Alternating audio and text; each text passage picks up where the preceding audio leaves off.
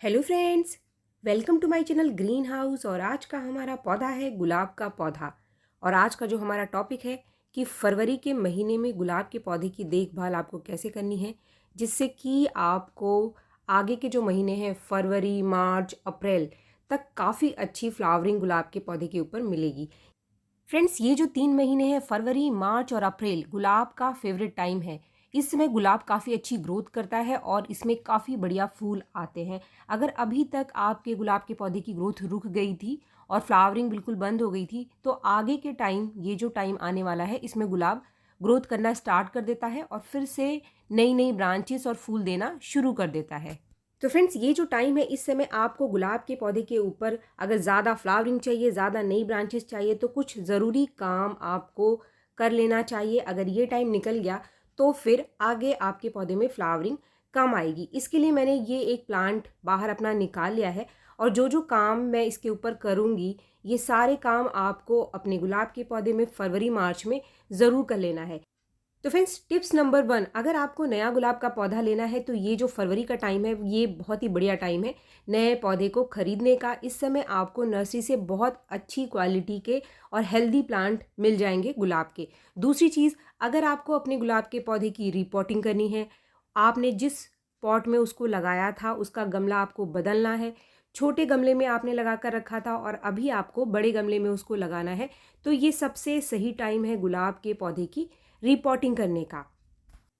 इसके बाद tips number 3, अगर आप अपने पौधे की रूट प्रूनिंग करना चाहते हैं, जड़ें बहुत ज़्यादा इसकी बाहर से दिखाई दे रही हैं, गुड़ाई करते समय कट रही हैं, तो आप इसकी रूट प्रूनिंग भी कर सकते हैं। रूट प्रूनिंग के ऊपर एक सेपरेट वीडियो मैं आपके साथ शेयर करूंगी, क्योंकि हर पौधे का रूट प्रूनिंग करना ज़रूरी नहीं है। अगर आप कोई नया पौधा लेकर आए हैं, उसको आपने 6 महीने पहले लगाया है, जिसकी रूट की ग्रोथ बहुत ज़्यादा नहीं है, या कभी कभी 1 साल पुराना पौधा है और जड़ों की ग्रोथ बहुत ज़्यादा नहीं है, ऐसे पौधे में भी आपको रूट प्रूनिंग नहीं करना है। इसके बाद टिप्स नंबर 4, स्टेम प्रूनिंग, यानी कि ब्रांचेस को हमें इस समय कितना काटना है। तो फ्रेंड्स, अगर आप अपने गुलाब के पौधे की कटाई छटाई करना चाहते हैं तो फरवरी से ज़्यादा अच्छा टाइम कोई हो ही नहीं सकता है। सबसे बढ़िया टाइम है इस पौधे के ऊपर इसकी कटाई छटाई करने का, इसकी प्रूनिंग करने का। फ्रेंड्स, गुलाब के पौधे की प्रूनिंग आप इस समय 2 तरीके से कर सकते हैं, इसकी सॉफ्ट प्रूनिंग या फिर इसकी हार्ड प्रूनिंग। सॉफ्ट प्रूनिंग में हम इसकी जो ऊपर की जो टिप है, थोड़ी थोड़ी हर ब्रांच की टिप को काट करके 3 पत्तियों के नीचे से निकाल देते हैं, या फिर सूखे हुए फूलों को निकालना, इसको हम कहते हैं सॉफ्ट प्रूनिंग। लेकिन अगर आप अपने गुलाब के पौधे की ऊपर से कम 40 से 50% ब्रांचेस को काटना चाहते हैं, या फिर काफ़ी सारे लोगों के कमेंट आते हैं कि पौधा लंबा हो गया है, लंबी लंबी ब्रांचेस हैं, लेकिन इसके अंदर कोई भी फ्लावरिंग नहीं आ रही है, तो ऐसे पौधे की भी कम से कम 40% ब्रांचेस को आप ऊपर से काट दो। क्योंकि ब्रांचेस को जितना ज़्यादा आप इस समय काटेंगे, आपको उतनी ज़्यादा नई ब्रांचेस मिलेंगी। पौधे को घना बनाने का भी ये सबसे बढ़िया टाइम है। जितनी अच्छी प्रूनिंग आप करेंगे, उतनी ज़्यादा आपको नई ब्रांच और नई पत्तियाँ मिलेंगी। तो फ्रेंड्स, ये वाला जो पौधा आप देख रहे हैं, इस पौधे में अभी सितंबर का महीना जो गया है, उसके अंदर मैंने इसमें रूट प्रूनिंग करी थी, तो इसके अंदर रूट प्रूनिंग करने की अभी ज़रूरत नहीं है। और इसकी मैं करने वाली हूँ सॉफ्ट प्रूनिंग। इसके ऊपर मुझे बहुत ज़्यादा हार्ड प्रूनिंग करने की ज़रूरत नहीं है। काफ़ी हेल्दी प्लांट है, ये अच्छी ग्रोथ कर रहा है और फ्लावरिंग भी अच्छी कर रहा है। तो जितनी ज़्यादा इसकी ब्रांचेस आप देख रहे हैं, ये सारी की सारी नई ब्रांचेस है, सारी की सारी हेल्दी ब्रांच है। इसके ऊपर हार्ड प्रूनिंग करने की ज़रूरत नहीं है। बस 3 पत्तों के नीचे से जितने भी सूखे फूल हैं, उनको मैं निकाल दूंगी। इसके साथ ही अगर कोई ब्लाइंड शूट है इसके ऊपर, तो उसको भी मैं निकाल दूंगी। ब्लाइंड शूट या फिर डेड शूट क्या है, काफ़ी सारी ब्रांचेस निकल करके तो आ जाती हैं, लेकिन लंबे टाइम तक बिना कोई कली निकाले, बिना कोई फूल निकाले, ऐसे ही हमारे पौधे के अंदर पड़ी रहती हैं। तो ऐसे जो ब्रांचेस इस समय आपके गुलाब के पौधे में हैं, उनके टिप को भी आप कम से कम एक नोड छोड़ करके ज़रूर निकाल दो।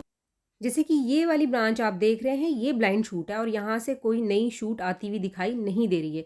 तो ऐसे शूट्स के टिप को आपको ज़रूर कट कर देना है। इसके बाद टिप्स नंबर 5, ऊपर पौधे के ऊपर, ब्रांचेस के ऊपर काम करने के बाद अब टाइम है मिट्टी के ऊपर काम करने का और इसको फर्टिलाइज़र देने का। अगर आपको अपने पौधे की मिट्टी में काम करना है, तो सबसे पहले तो 2-3 दिन के लिए आप इसके पानी को रोक देंगे और मिट्टी को अच्छे से सूखने देंगे। जैसे ही ये मिट्टी सूख जाती है, तो ये काम आपको करना है। गीली मिट्टी में कभी भी ये काम आप अपने पौधे के अंदर नहीं करें। इस काम को करने से पहले अगर आपके पौधे में कोई संकर ब्रांच है, जंगली ब्रांच निकल कर आ गई है तो आप उसको भी ज़रूर निकाल दें। कोई घास वगैरह उगाई है तो उसको भी ज़रूर निकालें, और पत्तियां सूख कर इसके अंदर गिरी हुई आपको दिखाई दें तो उनको भी आप ज़रूर निकाल दें, क्योंकि ये इसके अंदर गल गल के फंगस बना देगी तो हमारे पौधे की जड़ें खराब होनी शुरू हो जाती है। फ्रेंड्स, इसके बाद आप थोड़ी सी मिट्टी को हटा लीजिए, साइड साइड से कर लीजिए और अंदर एक गड्ढा सा कुछ बना लीजिए, क्योंकि अभी टाइम है इसको एक कंपोस्ट देने का।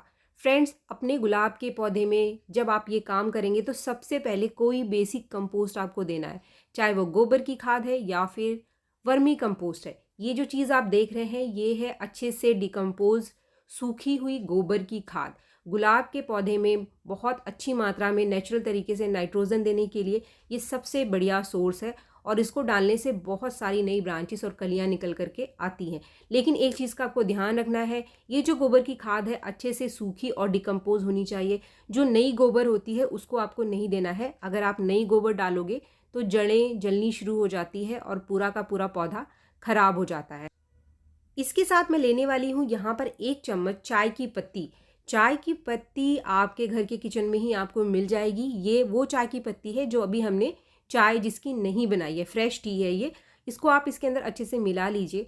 चाय की पत्ती देने से जो मिट्टी है जो कि लंबे टाइम तक ऐसे ही पड़ी थी पौधे की, अगर आप रिपोर्टिंग नहीं कर रहे हैं और नई मिट्टी नहीं बदल रहे हैं तो 1 चम्मच चाय की पत्ती आप ज़रूर मिला लेना, ताकि जो मिट्टी है वो हल्की सी एसिडिक हो जाए।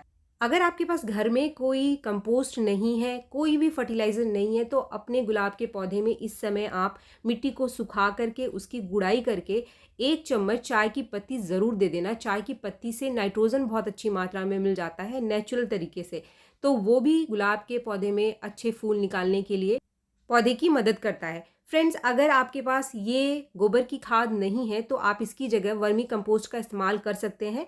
वर्मी कंपोस्ट या फिर गोबर की खाद की जो मात्रा है वो 200 से 300 ग्राम आपको पॉट के साइज़ के हिसाब से लेनी है।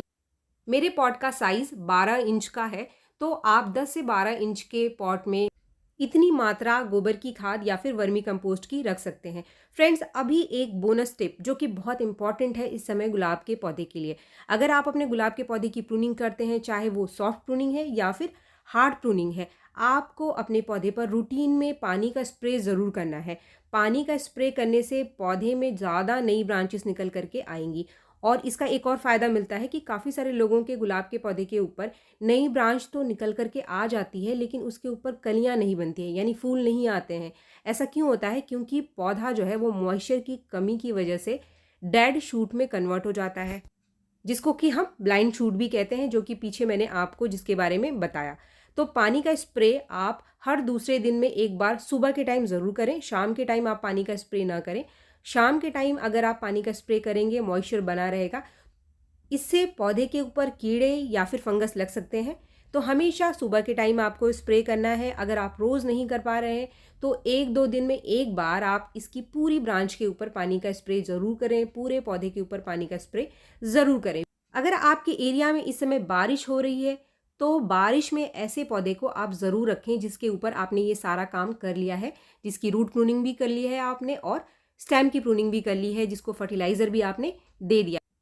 क्योंकि बारिश का पानी इस समय गुलाब के पौधे में ज़्यादा नई ग्रोथ निकालने के लिए बहुत ही बढ़िया काम करेगा, क्योंकि बारिश के पानी का जो नेचर होता है वो एसिडिक होता है और उसके अंदर बहुत अच्छी मात्रा में नाइट्रोजन भी पाया जाता है। तो फ्रेंड्स, ये सारे काम फटाफट से आप अपने गुलाब के पौधे में कर लो। वीडियो अगर आपको पसंद आए तो एक लाइक ज़रूर करें, और मेरे चैनल को आपने अब तक सब्सक्राइब नहीं किया है तो मेरे चैनल को सब्सक्राइब करना भी ना भूलें। मिलते हैं मेरे नेक्स्ट वीडियो में, तब तक के लिए थैंक यू।